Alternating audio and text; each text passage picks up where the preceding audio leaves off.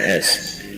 Sementara ini Bapak Menpan, Bapak Mendikbud dan kami sementara ini sepakat bahwa untuk guru itu akan beralih menjadi P3K. Jadi bukan CPNS lagi. Ke depan mungkin kami tidak akan menerima guru dengan status CPNS, tapi pegawai pemerintah dengan perjanjian kerja. Kenapa? Karena kalau CPNS setelah mereka bertugas 4-5 tahun, biasanya mereka ingin pindah lokasi. Dan itu menghancurkan kemudian sistem distribusi guru secara nasional. 20 tahun kami berusaha menyelesaikan itu, tapi tidak selesai dengan sistem PNS. Jadi ke depan ini sistem ini akan diubah menjadi P3K. Demikian juga untuk tenaga kesehatan, dokter dan lain-lain, penyuluh itu juga akan statusnya P3K.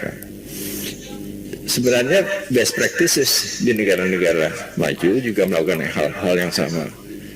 Jumlah P3K di negara maju itu sekitar 70-80% dibandingkan PNS-nya hanya 20%. Dan untuk hal-hal yang bersifat pelayanan publik, status kepegawaian para penyelenggaranya adalah P3K. Jadi ke depan ini jumlah P3K di Indonesia harusnya akan lebih banyak dibandingkan jumlah PNS.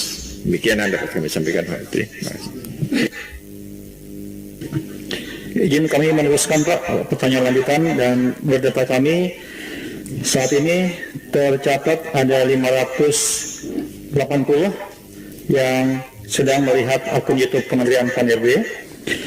Pertanyaan kelima dari Furkan, guru honorer di Kalimantan Timur.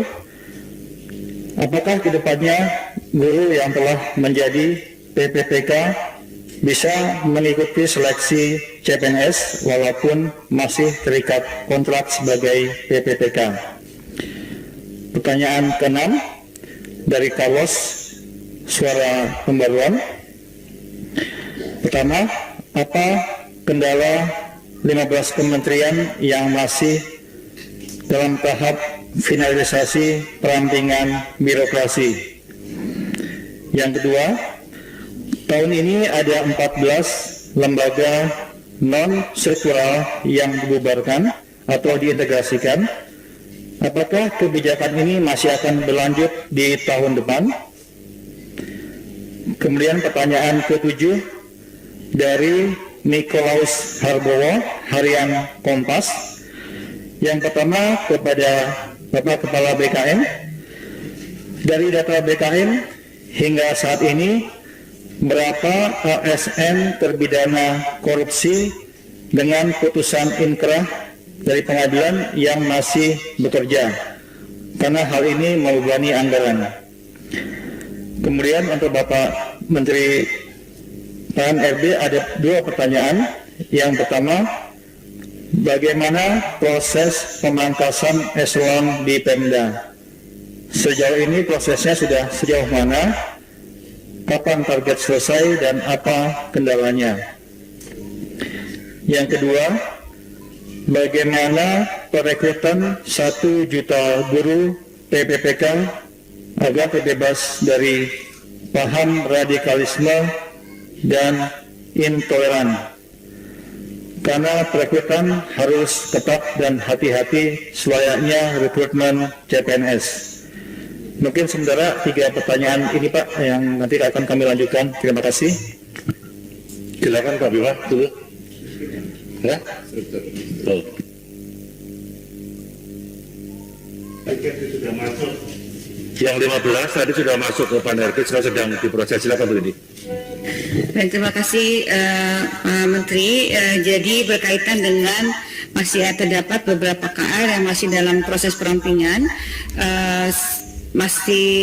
karena memang baru diusulkan kepada kami, tidak ada kendala yang signifikan, dan memang tentu saja dalam perampingan ini tetap kami memperhatikan perkembangan dari jumlah jabatan fungsional yang sedang disiapkan oleh Deputi SDM.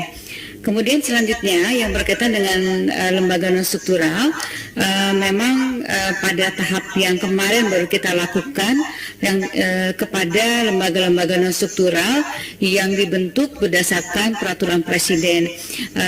Tentu saja perampingan-perampingan lembaga non struktural ini akan terus dilanjutkan dan masih beberapa tersisa yang disesuaikan dengan atau didasarkan oleh peraturan pemerintah dan undang-undang, dan nanti kami akan melakukan pengkajian lagi kepada lembaga-lembaga non struktural yang memang didasarkan kepada peraturan perundang-undangan.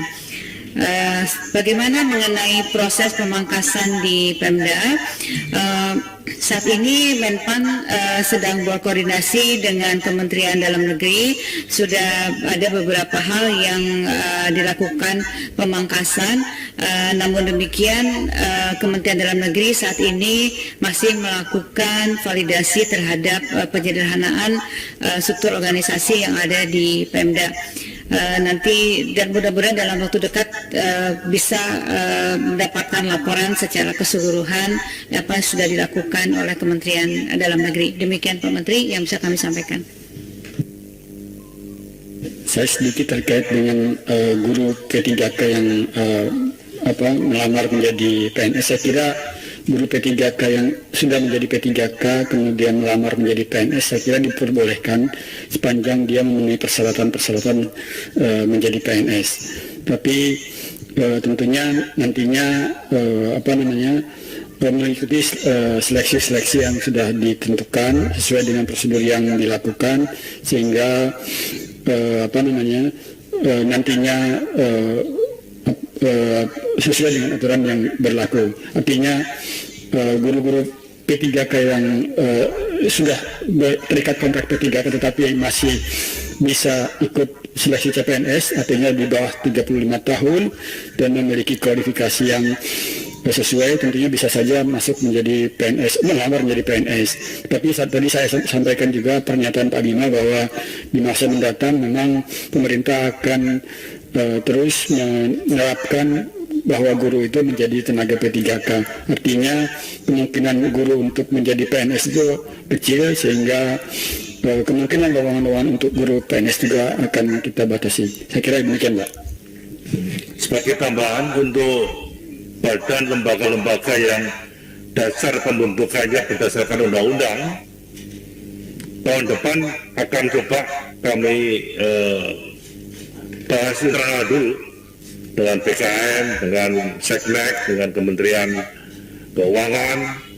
Kemudian seandainya ada yang harus diusulkan, dibubarkan atau diintegrasikan ke kementerian, lembaga, instansi, tentunya tahapannya akan kami sampaikan dulu ke DPR.